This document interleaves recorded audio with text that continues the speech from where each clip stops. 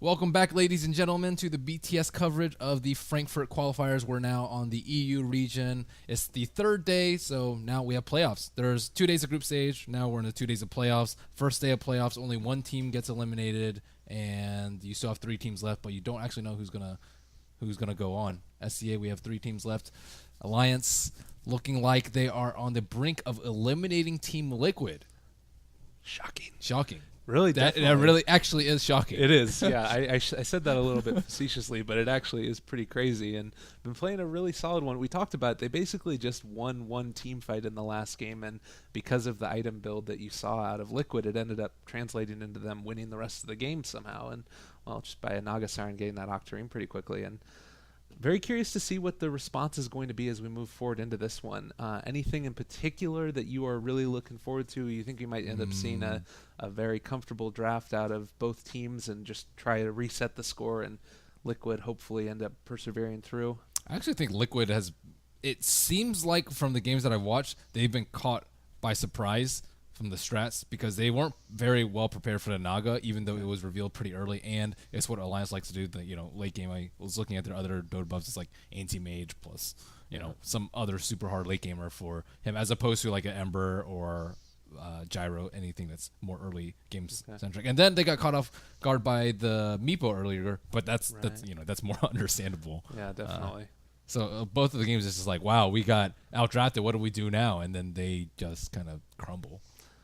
Yeah, it's weird. It wasn't an outdraft though, that last game. I feel like they're kind of we've seen them play really well and be able to show great discipline when they're ahead, but kind of if they fall behind early, I feel like it's difficult for them to pull themselves out of that rut to some extent. I mean, obviously a really great team in terms of being able to, maybe that's a function of the draft as well, that if you're behind early on some of these heroes, it's hard to catch back up. Yeah, maybe it's just the curse of being picked up by a new sponsor. Yeah, there you go. That's probably part of it. Woo! Mouse Sports picks up a team, bombs out. Archon picks up a team, bomb out. Yeah. Liquid picks up a team, do decently, but they might bomb out of the playoffs. Yeah. I don't know. Well, hopefully not for Liquid Safe or the fans of Liquid out there. Certainly have been one of the bright spots this tournament, showing a lot of cool plays, and right now faltering a little bit at the end, but still looking forward to see what they do in this next game here in a little while. It's Draft's about to come up. Yeah. I'm actually surprised that so many sponsors have picked up teams before they're actually qualified for the big event.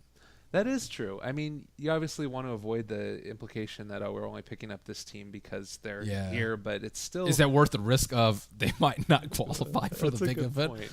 Or they might disband after? Because, I mean, no one cares about the roster lock if you're not qualified for the majors. Right, yeah, definitely. It makes a lot of sense. Like, if you're not going to be able to make it that extra bit further, it's a new environment. The roster lock is something that I feel like is going to definitely impact the way that these teams end up formulating new ones. And as you go later and later into it, it's going to be harder to find those good players because the good players will already be locked into a roster that's moving on to TI potentially. So I think that it's going to definitely play a part in terms of how we see these roster shakeups as we move forward.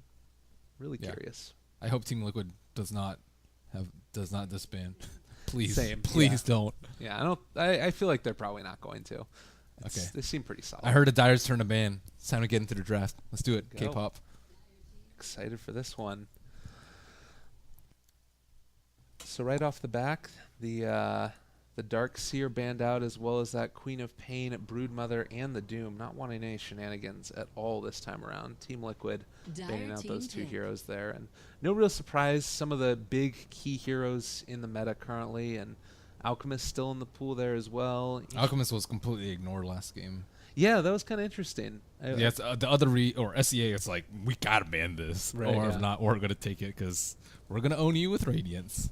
Yeah, it's definitely something that I guess it depends region to region on what you want to go for. It's like I felt like we're seeing the metas shift as we move across the areas. Certainly in North America, a lot of greed that we ended up seeing come out. I wouldn't even say it's shifting. It's just different playstyles per region. Yeah. Like SEA is really... They like to play it a little bit more slow and a little bit more farmy, although we just came off a Naga game where I think Alchemist can't be as punished. Whereas you see some of the CIS teams, they 5-man super early and they're taking down towers left and right, which Alchemist doesn't do that well against when he doesn't have a map to farm. One thing I do like about S4's draft recently is that he has been reserving the Batrider for a later pick. I think earlier in 6.85, he thought that Batrider was a good hero. and kind of solidifying that was him first picking it a lot, which leaves a lot of counters open. But no one else is really going to take it, and they might ban in the second phase, but they might not. And last time they didn't. They sneak away with the 5th pick Bet Rider, which is a favorable matchup against Beastmaster, and they can get away with a 10-minute blink. I think once he picks up in the first phase, they're much more willing to interrupt the stacks, draft a favorable matchup mid that can't actually die to the Bet Rider, and all these other things that come with an early Bet Rider pick. Well, he ended up picking it after that Beastmaster last time, but yeah, not going to be in this one. We do see it banned out after the IO first pick into Tusk Undying, feeling like they want to apply that pressure. Certainly a lane that is going to be able to do it there with that the Tusk Undying if they want to run those two together. Nature's Prophet also picked up, a hero that's often touted as one of the best heroes for this team. That being said, I took a look at the stats. 1-4 when they run the Nature's Prophet currently in this patch, so might be a little bit overrated. What's your thoughts on the Nature's Prophet? In general or for Alliance? What's that now? In general or for Alliance? For Alliance particularly. For Alliance in particular, I think that Admiral Bloodluck is one of the best NPs. His Undying last game was like, he didn't have to play that great, but it wasn't a super top-notch Undying. His Tombstone placement, I think, in particular, wasn't that great. But for Nature's Prophet, he is, I'm pretty sure, the best one, that at least in the EU scene, for sure. The world, maybe a little bit questionable, but he retains that title and will probably for a long time to come. It synergizes really well with the IO. Obviously, we saw them run this a lot in different patches too, with like a Storm Spirit for S4, but Storm Spirit kind of out of contention. It's still really good. I think it shores up on their like greed factor, because they can actually come to fights when people are off farming. Generally, it's like it's Loda, like off farming a lot. So now with this sort of mobility, you can keep up with your farm as well as take team fights early, because we didn't really see Alliance explode until like 25 minutes last game. And I think this way they can play the farm game that they like, but also come to fights, which is pretty nice. So it's Wisp is always a good hero for Alliance. Yeah, greed, but also being able to have it be not necessarily punished as well sometimes there. Razor going to be the pickup now as well for Liquid with the Lina follow-up. Tiny hasn't been picked up, interestingly enough, by Alliance yet. Usually a combo that you end up seeing, but certainly not the only one that you end up running in that situation. I think they might actually go for CK. They don't have any AoE. I think that CK is actually a really good pick right now. That could be pretty cool. And I do think that this lineup for Team Liquid here is very much a run at you, try and deal a lot of damage quickly. Like all of these heroes very much in your face. And it doesn't really look like Alliance. I mean, Nature's Prophet, I feel like to some extent can deal with it. There's a lot. It feels to me like there's a lot of pressure on these lanes here already from Team Liquid. I guess Light Strike Ray to some extent is going to be able to keep you alive, but all of these heroes just very aggressive. Yes, it is super aggressive, and Slaughter X is actually one of the better heroes versus Nature's Prophet. You can't TP away once Slaughter has Blink. It's a little bit better than like a Bounty Hunter or Nyx, which I also think are really good at dealing with the NP split push. But at the same time, NP can kind of deal with it well if he's plays around in the trees and gets a Blink Dagger. But yeah, all these heroes kind of run at you, a lot of single target. I'm trying to think of what Alliance wants to run. Sven is not that great versus the Razor, I would say. On top of Warcry only having limited uptime versus Slardar. What other things they like? They run PA sometimes. Wraith King is also okay, but he suffers the same issue against the Razor. I think CK is probably one of the better ones. Tiny's also just always going to be good, but for some reason I think they're going to do Chaos Knight a little bit. I think that would be really cool there. I mean, if you run the sort of defensive tri-lane there, if you ran the IO Lina, I feel like we've been seeing Lina more often in a support role than as the core role, maybe partially because of the nerf that ended up coming out by Yules. Still, obviously, you can run the hero there. It's incredibly powerful. But I do think that if you do end up running the Lina there in the safe lane, keeping alive a CK or some other hero there potentially as well, you have the possibility to lay down the Light Strike Array as the snowball's coming in and catch two heroes, which is a possibility in terms of sort of taking care of the aggression that happens in that lane. But they're going to go for the Naga Siren again. All right, it worked last time. Why not, I guess? I don't know if this one is a core Naga, though, because they generally don't pick Wisp plus Naga Siren together. Or, sorry, Naga Siren core, that is. I think it might be a solution for the Undying as well as the Tusk, as well as possible Disengage. That's what it seems more like. We'll see. Yeah. Venomancer's going to be banned out here as well. I will also mention real quickly that Tiny has the highest win rate of any of the heroes with above 20 picks in this patch at 73%. So it's been really, really effective in terms of his ability to make his impact felt. We've seen so many Tiny Whips just destroy the other team. Yeah, it can be a very effective combo if you're not able to deal with it. That being said, with a very tanky lineup, maybe not necessarily the greatest combination, it's going to be harder to one-shot these heroes than if you have something like, potentially a Skywrath Mage or one of those other heroes that's a little bit more squishy. But Winter Wyvern going to be the ban. Still looking for probably one more support here, unless it's going to be a Tusk Undying support combo, which might be a little bit strange. 3 melee heroes. Oh god, what if Alliance go techies last? I feel like they're not going to do that, but there's always a possibility. A man can dream. Techies is one of those weird heroes. It's like, oh, we hate him, we love him, we hate him, we love him, we hate him. Well, for everybody, it's like we want him to be released. Oh God, why did you release him? Please remove him from the game. And then it's like, oh nice, he's so fun to watch with Tusk.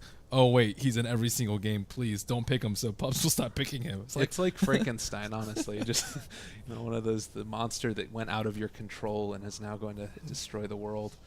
Yeah. What do they want to do? Dazzle is a decent support here, but he's not that great versus a Wisp. Disruptor is okay versus picking off a Naga Siren, but if I were Liquid, I would suspect that it's not a core Naga Siren, which is not that important to be able to glimpse him back. But I don't really think you can have an awesome babysitter for Slardar as well as having a Wisp counter. Yeah, I really like the Winter Wyvern pickup. That would have been the best one because you have the ability to Cold Embrace there, obviously, and then Winter's Curse great against any combination of IO. But they don't have any physical damage yet, though. So I mean, it would have been. I think it would have been pretty good for them. But if they really wanted, they would just dump Slardar. I don't think they're going to ban Slardar last. But again, they have this issue where their late game is not super awesome. So Alliance can just play it slow, maybe even just use the Wisp to get even more farm by stacking and relocating to siege some towers. They go for the Dazzle. You said you didn't really like that pick too much. There's not a better one, right? Yeah. It's like if you pick a Wisp counter, you're going to have a crap lane because Slardar's not that great in lane early, but Dazzle has such good synergy with Slardar, and it's also good versus Luna that you're hard pressed to not pick him up. Haven't seen a Tidehunter in a while. Certainly the first time. S4 Tidehunter. Oh my goodness. Very, very interesting. Apparently he did this earlier on in this patch as well, so what do you think about the Tidehunter here? I mean, obviously you have to have 2 sea creatures in the game with Slardar and Tidehunter facing off versus each other, and the Naga Siren. 2 sea creatures beats 1 sea creature. Walrus, he kind of hangs out in the ocean from time to time. A little Mr. Tusk there. I call him Watermelon Man. Watermelon Man. Okay, I like that. I think it's going to come down to the cosmetics here and who has the better cosmetics. And Tidehunter always the king of that. I feel like he has some sick ones. He really has Squiddles. He has like the pirate hat. He has like the bit of boat. Let's see what S4 is rocking. Oh, what's he got? The little fish. The little fish with the big fish on top of him. What the heck is this cosmetic even? This is great. Dude, he has the pirate flag. And the dual mangoes. Oh, we forgot to make the mango bet. Zoom in. Oh. Zoom in on him. Does he have it? No, I want to check out that pimp. Oh, man. It's pretty pimp. That's great. Yeah, it's wonderful. It looks like he's just going to slap people with his with his fish. That's yes. Dude, double mango? Yeah, double mango. Wow, we would have definitely lost the mango bet this game. Oh yeah, they got. We should just put in a chip. All right, I think both. The line would have been like 1.5. One of us. I'm just down to put in a chip. Yeah, I feel like production's still going to lose anyways. They only got 1 left. Oh, mangoes. You guys got owned. Well, we're Radiant honorable. do get a ward way up here. Going to be able to block the pole camp pretty nicely. I like that ward a lot. I'm pretty sure that one does still block. It's pretty far up there, but I'm sure that these teams know exactly what that is. Maybe Tidehunter is a good counter to Slardar. It's kind of an interesting idea there, yeah.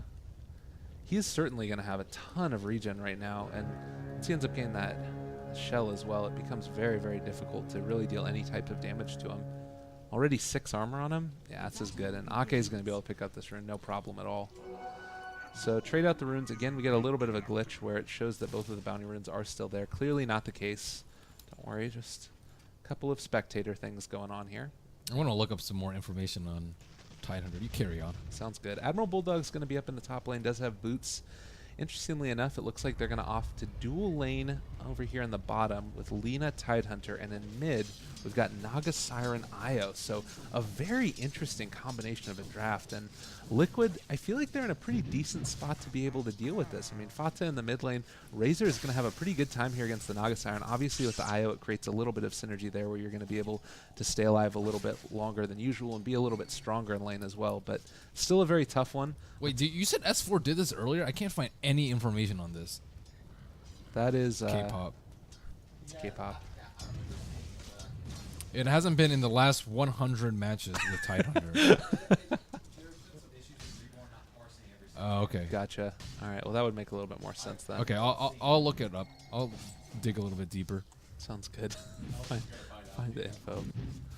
All right. I didn't get parsed. Mine? Down bottom lane again. Tusk here. Going to be able to zone out these two supports. This is actually looking really bad so far. Radiant Dazzle has more CS currently than the Naga Siren does, which is not necessarily what you want to have happen for your to some extent carry. Lots of damage on Fata in the mid lane. The Riptide doing a good amount of work here. I mean, 7 armor on the Naga Siren. That's really difficult to deal with in the mid lane. He's going to be able to keep on pushing forward here. Does have mirror image as well, so once he tosses those illusions out, he can just send them on up into the mid lane and toss out a Riptide to keep damaging away at there. Okay, let's see if Tidehunter can withstand the test of this lane. Oh my god, it's a lot of damage. Oh, Light Strike Ray ends up connecting. Another little Anchor Smash, keeping him alive a little bit longer, but it's too much. Tusk ends up getting the kill, jumping forward again onto My Nuts. He doesn't have another shards here, and a second Light Strike Array onto 2. Io comes over as well. Maybe a turnaround here. Going to get the slow in a second from the tether. Not able to get on the other side. Overcharge abound, but not quite enough. And at the end of the day, they end up losing 1, the Tidehunter, for nothing. So first blood going the way of the Tusk.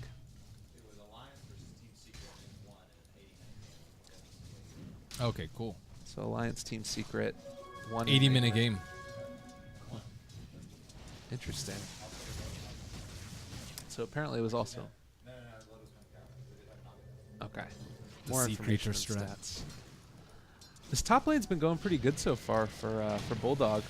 Getting on the other side of the shards. Actually, he's in a little bit of trouble now. Gets interrupted on his TP. As soon as I start talking about it, they're going to be able to break through here. One more right click. He gets out! Wow. Oh, close right now for Bulldog. NP making it happen. What a player. Oh, solid. Solid indeed. I'm still trying to figure out why Tidehunter. Maybe he has just a lot of damage mitigation with Kraken and Anchor Smash, especially versus a carry like Slardar, who doesn't really get that much plus damage. I guess. It definitely seems a little bit suspect, but... But at the same time, it's not very good versus Razor because he has so much plus damage that Right. neither of your skills really do that much. So kind of a win versus Slardar, a loss versus Razor. What about Ravage? I mean, Ravage is generally pretty good. Maybe sleep in a Ravage. Yeah, that's pretty solid. K-pop mentioned that they had Naga the last time they had picked it, but it wasn't a core Naga. Bulldog making plays happen again, just pushing people away with that Sprout. So good. After the shards come on in, it looks like he's about to die and just pushes them away. Just really solid play right now. We see some ancient stacking. That'll be helpful.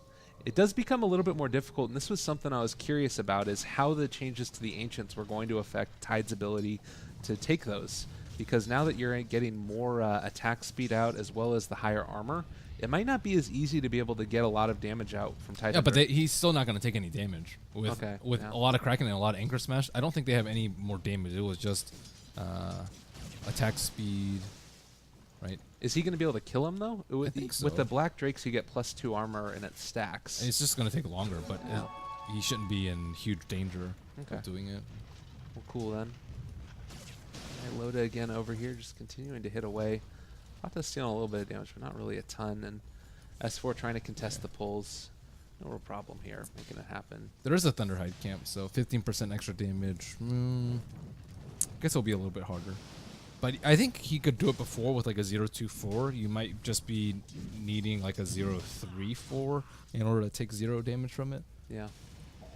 Oh, jump forward onto Tide yet again. We do have Dazzle here. Heal Bomb coming out. S4 taking a lot of damage now. Needs to be able to make some type of initiation. Okay, going to be able to keep him alive. Oh my god. This Tide Hunter. 10 regen with the Mango as well as the IO tethered up to him. He was too slow with the stun. He got the stun off after he dropped the Anchor Smash. But I guess maybe he crackened it off. How do you deal with this against this Tide Hunter? Like, I feel like he's unkillable almost at this point when you have that IO coming on in with the tether there. I mean, you can still limit his farm a lot. Yeah. Maybe not as a melee hero, but you can drop some heal bombs because he's generally going to be in the middle of creeps. Yeah. Okay. Well, Tusk picks up a smoke as well. Here's the sprint. Can't deal with the mangoes. Oh, he gets the yeah, the mangoes are too strong, definitely. It really is. We joke about Mango a lot, but Mango is actually super legit in this matchup. Well, and I mean, being able to consistently have... they're trying to jack the stacks. Loda trying to take out this 3-stack. Fada already there with 2 heroes behind him. This is bad. This is really, Loda's really economy. Bad. It doesn't look like Tidehunter is going to be able to make a huge difference either. Doesn't have Ravage quite yet, only level 4. If they did have that, they'd be able to make something happen. But the Invis Rune just wearing off now for Razor. 87 damage stolen. Wisp ends up getting exploded. Loda soon to follow here as well. We do have the Tusk coming in from the other side, trying to take care of this Lina that's rotating in. Actually, the Naga ends up living there. But this might become at the cost of stacks. They're all going to go down here. Oh, that's really too bad. Fight recap, 200 gold swing, but still at the end of it, it's a lot of gold denied. I think that's like probably 400, gold denied to Loda that he could have had. Or 400 gold swing, maybe even 500. Yeah. Good ward. Definitely. Yeah, they've gotten wards all up into this area here. Behind the tier 1 tower as well. Mind Control's super comfortable just sitting around here. I think he forced the TP away from the Nature's Prophet as well. They had a dual lane in mid, but not really able to limit Razor's farm, especially after that one. He's about a good 1,000 gold ahead with the Naga Siren. Oh, Loda gets off the song right before Drax ends up hitting with the snowball, so they might end up trying to turn onto this. It certainly looks like Liquid have really prioritized pressuring this Naga Siren, and with these lanes, you'd expect them to be ahead. I think that they're doing a pretty great job of making sure this happens. Where's Alliance's damage, though? They have a lot of mitigation with the Tide, but in terms of being able to damage, especially through the healing output of Dazzle, I don't really foresee them being able to do that much. Maybe Lina getting level 6, but even then, that's only 1 hero, and they have Grave to counterplay that. I mean, Ravage is probably the only thing that I can think of that's really going to make a big difference, but oh god, S4 down in the bottom lane, getting crushed, getting bashed. He's continuing to get bashed here. Does have the amplified damage down as well. Ravage ends up getting popped. Actually going to turn around on his Slardar now. Razor's in the area as well. So much damage. Heal bomb down. S4 is going to end up falling. Undying ends up getting the kill. Oh, disaster strikes. And this is Arcane Boots up for the Tide as well. Fight recap. 4-0 start for Liquid. Really coming out strong after that disappointing loss in the last game. Making short work. I'm disappointed with Tidehunter. I like the hero a lot, but unfortunately, I don't think he can do that much this game.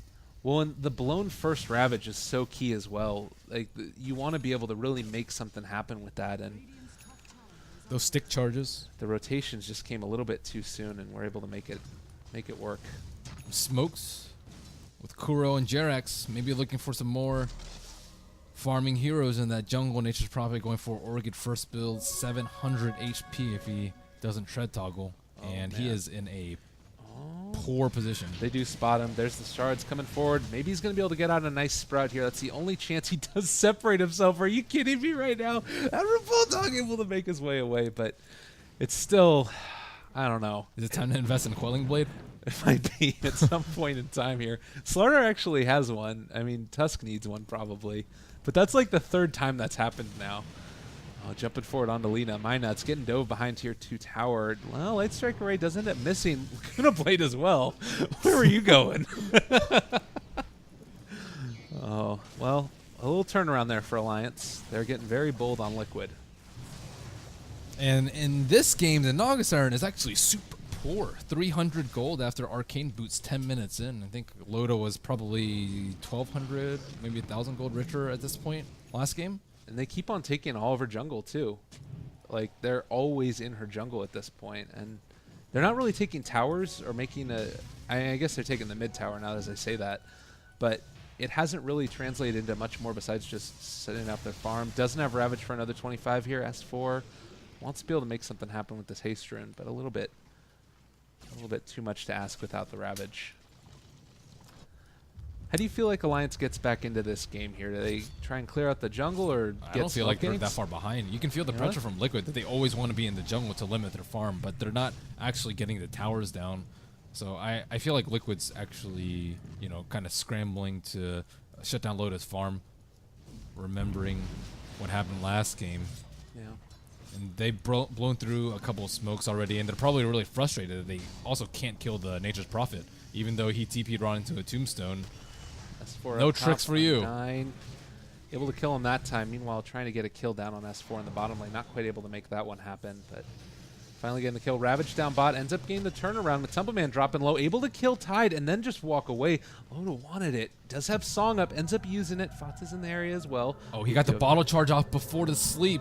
This could be A bad. little bit longer. Nice stun. Ends up connecting. Right clicks. Maybe going to be able to make it happen. Snowball forward. Oh, Loda's dropping low. Ends up going Eye of the Storm. You really wanted that one just come off clean, and it was not that time around. And they blew sleep. They blew sleep and Ravage for 1 kill. And they lost 3? Ugh. Yeah, this is The dreams of a 20-minute Radiance. was looking good for them. And S4 back into it again. Fata's stealing the damage now. I mean, 90, 100, it's all coming down. Snowball again, he just moves right back in and is going to get right-clicked down. Fata on a killing spree, 2,200 gold in the bank. We do have the rotation. Hammer Bulldog with the sigil up as well. Do they have enough damage? Oh, Laguna Blade used. No TP for another couple seconds there. They're actually just going to turn around and kill him. Trying to get as much damage as he can. Fata actually is going to end up getting taken out, but he did buy the Yasha before he went down. So Razor gets a kill at the end for that one as well. Tide and the Lina for the Razor. This Slaughter has been doing a lot of damage, though, even without the blink. I'm a little bit scared for them and this Ancient stack that is massive. They need to take this out. Yeah, they definitely do. And Tide not really close to a blink there. He's actually going for Mechanism first. What do you think about that? He put his mango back in his stash. What do you think about the Mech's more armor. Blink is nice, but I think a lot of the time they're going to be setting up with sleep. Okay. Because if you get the jump on them, they have like Snowball, they have Grave into like Tombstone, Soul Rip. They have a lot of ways around not getting bursted down, and you don't have that much damage of your Alliance until you get the Radiance on the Naga. So Oh god, they know that Tide is doing these Ancients right now. Tusk coming on in is going to be able to hit the shards. Snowball coming out shortly. Walrus Punch. Is it going to be enough damage? They do have Slardars here as well. S4 is going to go down. Razor gets the last kill. Grave as well at the end, keeping him alive. TP away. See you later, Tusk. Fada, use your ultimate. Steal that stack with the DD. Oh no. This is bad. This is really bad. I think that they're actually going to go for it, dude. My nut's dropping low. This is not going to be a poison sting, but enough damage still with Razor chasing. Yeah, they popped the ulti. They're going to take this. This is terrible. This is terrible. Oh, God. Fata is going to get so much from this, and they can't really contest at this point. I mean, Tide is back up with Ravage. They're going to move on. Oh, yeah, they are. Relocate. All right, a little bit extra here. Matumbaman dropping a little bit low. Bulldog's in the area, misses the crush. Razor's still trying to take it, but they're actually going to back out now at this point in time. Io finally able to get the kill on the Slardar, and they're actually just going to run away, taking the long route. But a lot of the stack gone. Yeah, I saw no Alliance heroes, and I saw one TP on bottom tower, Bulldog TP in, and then relocate. I was like, okay, there's 4. Yeah. And S4 will protect his coveted stack. The Bulldog ends up falling again in the mid lane. They're just losing heroes everywhere. Maelstrom's going to be the item pickup. Oh, Snowball in again on top of S4. He's just getting ganked constantly. Light Strike Array does hit. There's a Laguna Blade as well. Do we have the Grave coming out? Is close enough. There it is. Ravage blown. Mechanism out as well. That's going to be the turnaround that they might need. Tombstone's down as well. We do have Ake in the area as well, healing everybody up. But the Tombstone is just doing too much work. Razor there as well with Plasma Field. S4 ends up falling again. And that's another Ravage with no kills. And the stack. And the final little bits of the stack. The most expensive ones. God. Liquid are looking very strong this game. I think that they found the answer to the Naga Siren. Time to fall back on Naga. Yeah, she is... Have they really found the answer to Naga Siren? I feel like a lot of the heroes were just maybe it was just taking the Undying away from Alliance that really helped them out. I still don't necessarily like the synergy in between Naga plus Wisp. There really isn't that much synergy. But still, have the hope of the Radiance sometime fairly soon, although Fada is getting really large and in charge. Yeah, he's starting to become pretty terrifying. I think just the general game plan here for Liquid of, you know, I talked about it a little bit earlier as well, that I feel like they play better when they're ahead. Obviously, everybody plays better when they're ahead, but that is not true. That's not true? Throwers. Okay. Throwers, Fair enough. man. All right, true enough. Some people are like, Bambo does not play better when he's ahead. It's like, oh, I can do this now. So getting off to a very strong laning stage, I think was really important here for Liquid. And oh my God, here's the rune coming on in. Gonna take out Minuts in just a second here. Got the stun off, but to what end? Do you see Razor's HP? He has 1600 HP. This is craziness. They have some nukes, but that HP pool is really large. Loda. Oh, continuing to hit away here. Nice defensive relocate, bringing them on back. I don't know if they actually have enough to be able to make this happen. Bulldog not really in the area. I think that Io's going to die here in just a second. Don't sacrifice him. Boom. Walrus punch. Oh my God, with the tether still working. He's actually going to be able to get away from this one. Oh, snowball in, maybe not. Yeah, he is actually running pretty low. More right clicks coming on in. Bulldog dealing a good amount of damage there. Is this the turnaround that they needed? Io ends up getting the kill. It was like a spinning walrus punch. It looks like it like punched him to the other side, and Ake able to turn that one back around. That was pretty sick. That was awesome. I think they had a Naga illusion micro to the south. Very, pretty smart. Done. The creeps weren't far away enough for him to survive. So Maelstrom going to be the item for Nature's Prophet now. We have 3 heroes mid for Liquid, trying to go on into the jungle yet again. Agasaren's still building up her items here, though. You feel like the Alliance are still going to be okay if they're able to get this Radiance? They don't have heroes soon? that can push out versus the illusions. Razor's like decent, but Slaughter are not really good at dealing with it. They do have better sustain this time with the Dazzle, rather than like a Silencer or WW. That can actually, like, you know, if you're trying to push high ground and you get spammed down by 1, 2, 3 plus Manta into like a sleep and then more illusions, you have to be able to top yourself off so you're in fighting shape. And having a Dazzle plus like an Urn is really good for that. They do have a Medallion. I don't know if Alliance can handle a Roche. I guess they have Sleep, so they. Yeah. I don't think it's worth using Sleep to save a hero at this point. You need to save it for the impending Roshan, if you want to contest it. Well, and that's probably going to be one of the big things coming up here, I would imagine, relatively soon. Minot's dropping low again. Light Strike Ray doesn't end up hitting. Mind Control dropping the decay as well. All they need is a Walrus Punch, and that's off cooldown in a second. They might not even need that. Just one more right click. Undying gets the Soul Rip off, and this is going to be a tier 2 tower here. Undying is going to be going for Aghanims, only about 1,400 gold away from finishing that one off, and should be a good way towards it as he helps to finish off this tower here. It seems like a pretty strong item. I mean, I guess that's a lot of strength heroes for Liquid, not a ton of them for Alliance. They do have the Io and the Tidehunter, obviously, but still seems like a pretty great item in terms of being able to really deal with Alliance's draft. Oh, S4 doesn't even have his mech yet. Took that stack, man. Yeah. And I think that's probably the best thing that Liquid did this game that he didn't do last game, was try and contest the jungle a lot more earlier. Yeah. With the smokes. And keep it up. It's been happening all game long. They've even got wards in there right now. If you take a look, they're keeping pretty good eyes over everything.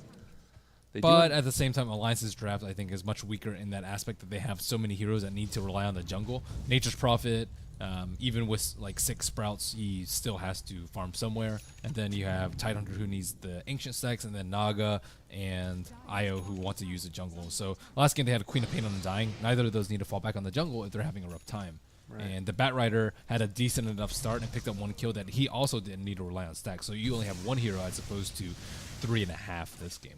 Right. Yeah, definitely a lot more versatility in terms of being able to make that work. They got away with it like, let's play even greedier. Exactly. So, tower count. We do see only 1 tower down at this point for Alliance. Meanwhile, for Liquid, I should say. Do you like the snowball train on the right side? The snowball train? Yeah, they want a snowball in this one. I like that a lot. It's looking like it could be pretty good here. Also, there's a ward spot over here as well with this one right to the side, which is pretty awesome in terms of being able to spot this out. But I would love to see somebody TP into this lane right now. Oh, Matumble jumps out, not able to catch with the blink. Bulldog being very careful with his movements. It's going to opt to head his way out there, and they're just going to take this tier 2 tower. I think that they probably knew that there was, with nobody showing on the map, a very real possibility that somebody could come out and kill him. Undying also almost has Ags. He is 3-0-4, so a self-build Ags 21 minutes, I would say, after Arcane and Mech. That's incredible. Yeah. He's been farming crazily. I think he used Tombstone one time. Oh, my nuts. Walrus Punch. That's going to be a dead hero. Naga has Radiance.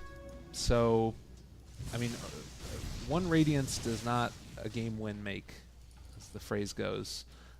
They need to be able to capitalize on a Tidehunter Ravage, and if you're Liquid, you're looking to take Roche, break high ground, kind of deal with Ravage with heal as well as good positioning as well as Grave, and then you try and end the game. I think they actually have pretty good high ground siege with the sustain from Dazzle as well as just Razor beating on the tower, even though he doesn't have a scepter.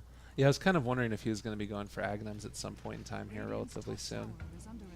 Apparently he doesn't get the item that often, but it might be good in this scenario before Naga gets too big. It would be pretty good. They don't really have another great hero for like sieging the high ground necessarily, and I feel like you get an Aegis up on Razor, you get Eye of the Storm. Obviously it doesn't persist throughout. If only you could amp towers. Right. That would be OP. Yeah. Dazzle now as well, Illusion Rune. The Blink Dagger up on the Tusk. A little bit more jump there. That's going to be pretty great as well. Got to kill the Wisp. Yeah, I like that a lot. It looks like they are going to be content to go on in here and try and take on down Roche. But that's a perfect fight for Alliance. Yeah, you sleep them in a Ravage and you destroy them. Definitely. Right. TP Matumble Man. Oh, no, just going for killing the creeps. What do you think is going to be... What the hell? Oh, the relocate in to take the jungle. I mean, might as well. It's not like you're really going to be using it to do that much else. Maybe save someone, but I think creating pressure somewhere else on the map is actually a very good use of the Naga Center. They can't even get close to like backdoor towers right now, so might as well use it to buy Naga 3 or 4 creep camps, and both mid and bottom lane are currently being taken out. My nuts gets caught out another time. Heal Bomb coming out as well. Laguna Blade onto Jirax. Might be able to make this happen though. Mech coming out. My nuts still dropping low. Tombstone dropped onto the high ground now as well. That's going to end up being a kill. Razor's up here as well. S4 dropping low. Does have Ravage. Does not want to use it right there though. Almost got that Tombstone. Oh man, and this is actually going to be the tier 3 tower going down so quickly. Glyph is used as well. They're going to try and split push down in the top lane, but at this point in time, you're losing barracks potentially. Probably recap another huge gold swing, but I'm not sure if it's worth it. The other thing here as well is that you got Aghanim's up on the Undying, doesn't actually have a ton of levels into K right now. Well, 3 with the last couple levels that he's picked up. So they take the tier 3 tower, might lose the top one. Now they should be able to defend this. Probably. Wow, they're playing really safe. They're scared of the sleep into like a Ravage. I guess that's the only reasonable explanation I can think of for them to actually back off at that point. But I mean, without BKBs, it's still somewhat of a risky venture taking that. I do feel like Liquid has been a team that's, when they are ahead, they've played very, very cautiously and making sure they don't give that up for nothing. It's probably a pretty, all in all, do you feel like it's more worth it to back off there or to try and really push while Naga still isn't too big? I think you actually force her to come back. Bulldog ends up catching himself that time, does get the kill. Monster kill on Fata. S4 dropping as well. We do have Ravage up if they want to use it, but might not want to use it quite yet. It looks like they're going to be content to just back off, sleep. Here comes the Ravage. Do they have enough follow-up damage, though? Radiance is still up. Lots of damage coming out. Buyback by Bulldog. He's coming into the middle of the fight as well, but Fata is just this monster off to the side. Nature's Prophet ends up killing the Dazzle with his ulti as well. Jump forward with the Snowball. Going after Loda. He's actually so tanky, though. Relocate back last second. Nice play by Ake. Now Fata's going to have to TP away. So 2 heroes dead. Lina ends up dying as well. The key thing here is they ended up using the Ravage and the Sleep. Do you feel like that one was enough really fight? good? Yeah. Yeah, they even had a blink out from the Tusk as well as an immediate BKB pop by Fada, but 2 heroes still died immediately. Was there? I think I might have seen a gem involved. Yeah, Tidehunter pick up Kuro's gem, so that's really bad actually. Oh, Drax is stuck up on the high ground. He ended up messing up his blink a little bit. He's going to have to try and snowball the Loda, but in a little bit of trouble now. Walrus Punch down one time, not enough follow-up damage at all, and he's going to end up falling here. So suddenly, what looked to be a very strong position for Liquid. It's weird how they approach that. Like they didn't push up when Alliance had 3 heroes up, but they decided to push it into 5. I think if you back up, you want to swing in a Roche, but they weren't able to really bait out the Song at any point, and taking Roche with Song still up is way too risky by their standards. It's really very strange. Jump forward onto my nuts again.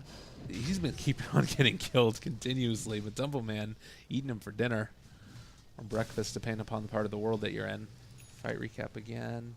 Yeah. So that's a BKB for Slardar. So that's 1, 2, 3 heroes who can deal with the Ravage at this point. Probably Undying if he gets enough stacks of Decay. He has been able to max it out now. Going into that Ags, he only had 1 point Decay, and now has a little bit more as well. A lot of armor and minus armor here for Liquid, and I feel like this is something that they're going to need to... They're chasing illusions. This is tough right now. The BKBs are also going to help in terms of their ability to not get the mischance off from the Radiance. That's another, I think, key component here. I think that people have been overrating it. I've seen so many teams go MKB just for the Radiance. It's only 17%. It's not that much. You played against Spirit Breaker recently, I man. But he's on pseudo-random now. That's true. So it's not as bad. Yeah. But I think like my threshold for getting MKBs like 30% plus evasion, or obviously something like PA or Wind Ranger, but like 17% I don't think is enough to justify it generally. But with BKB's just really good versus the Radiance Burn as well as the Ravage. Well, they're pushing on up the tier 3 over here in the bottom lane. Meanwhile, tier 3 getting pushed in the bottom lane or top lane as well. They're actually going to be able to take out this Rex here in a second too. Ravage is up. S4 dropping really low very quickly. Does look like they're going to try and continue this push a little bit more. Slardar Crush back on the base to the other side. The Song is coming out though. This could be a little bit disastrous. We do still have the Ravage up as well. Another jump forward could be enough to take out Mind Control and Fata. BKB does get off though. Snowball forward is going to be able to keep several of these heroes alive. Nicely done. Ravage finally used, but S4 is dropping low. Minuts. Laguna Blade onto Mind Control. Soul Rip keeping him alive as well. The Aghanim Scepter doing a lot here. Buybacks into the game as well. Bulldog is going to fall as also... I think that they actually have enough right now. The only person left alive is Naga Siren, who's back at the other side of the map right now. No, she's coming back to the base as well. So they're going to lose a tier 3. Fight recap, buyback from the Wisp. They're actually just going to leave it at this for now with no creeps in the base. Do you think they stick around at this point? Yep. No Ravage. No Naga ult. All they need to do is weather the Ravage. They had fought a BKB, I think it hit 1 hero. It hit Tusk, maybe 1 more on the edge, but that wasn't nearly as devastating as the last one. He was way too low to try and engage at that point, but they're kind of caught in a pickle. So it looks like Liquid's solution for dealing with Alliance is take over their jungle early. I think those early smokes, as well as Alliance picking Tidehunter, kind of allowed Liquid to take over the game a little bit earlier than Alliance would have liked. Yeah. A little bit of contrast from last game. So you don't really like the Tidehunter pick that much? It's also... You'll hear a lot of captains talk about it. It's like you don't really want to go the same strategy twice in a row. And it might look like it's a little bit different with the Wisp and the Nature's Prophet for global presence, but at the end of the day, it's still a Naga Radiant strategy. And they realized what they did wrong last game, maybe give them a little bit too much, maybe not concentrate on the lanes enough, and it just kind of worked out that Liquid had way too much farm in the early game. And also, I think giving Jerax Tusk was...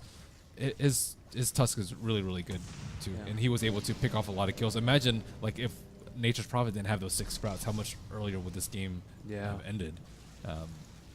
So, I don't know. I don't think they should have run with the Naga strategy twice, just because it's like, okay, we can't do anything for 20 minutes. We might be able to sleep to disengage to fight later, but in terms of actually being able to fight, it's not what I like with the Wisp strat. It's not what I like seeing out of Alliance. 2 games in a row. One game, sure. 2 games, it's Dota over here. It's gonna make his way away. It's like little ninja, constantly getting out of there. But they're not really contesting any of the lanes. Like, yeah. Top lane, Nature's Prophet, he is not going to do well versus the Tusk. The bottom lane, you have the Slardar, constantly beating up the Tidehunter, who was able to mitigate a lot of damage early, but he wasn't able to get his mech at a reasonable time, nor was he able to secure a stack or win his lane in mid. Razor is definitely going to win, especially when Fada's playing it versus a melee hero. So they kind of didn't do as well all 3 lanes. With the Bat Rider, they had I think a decent matchup in the mid as well as a space creator, but Tide's not a space creator. Yeah. Well, and I feel like you mentioned it there. The lanes were a huge issue throughout the whole course of it. I mean, all of these heroes are very strong lanes. They needed the Undying. The Undying, the pick steal was probably even bigger than invading their jungle early. All right, Ravage on to several, but BKBs are pop. Matumbo Man up in their face. Fata's going to strive forever. He is never dying at this point in time. Do get another Walrus Punch there on top of Ake. Everybody's going to go down here, and it looks like in just a second or two, we're going to be moving on to a Game 3, Alliance versus Liquid. GG gets called. GG. 36-9. That's Any final thoughts on the things that you might want to see? Not a Naga? No, Naga support I think is fine. It's It's flexible enough that you can just run it in it's in a strat that you're comfortable with. I would like to see Undying probably banned out, whoever's second pick. I think Undying's been actually pretty crucial in order to win the lanes and then just continue. I mean, first game again, it wasn't like winning the lane, but it was still enough pressure that Liquid had a lot of trouble dealing with it. So probably that and no Naga. Those are maybe the 2 looking for. Fada can still pick Razor. All right, yeah, he did good. He did real good. Why not? Does he ever get tired of playing that hero? You'll hear a lot of players like, oh God, please don't pick me Razor again. Does Artur ever say that? Hey guys. No, he actually loves that hero. He loves that hero? Wow. He loves that Okay. hero. Yeah. He Nice here. he played it once and then he was like, he actually said this. He said, I miss Razor's voice. I miss hearing Razor's voice. Was this 6.85? Yeah. Oh, wow. Huh. He said that recently. Cool. I mean, that's his jam. Yeah. I don't know. He loves that hero. Cool. Feels familiar.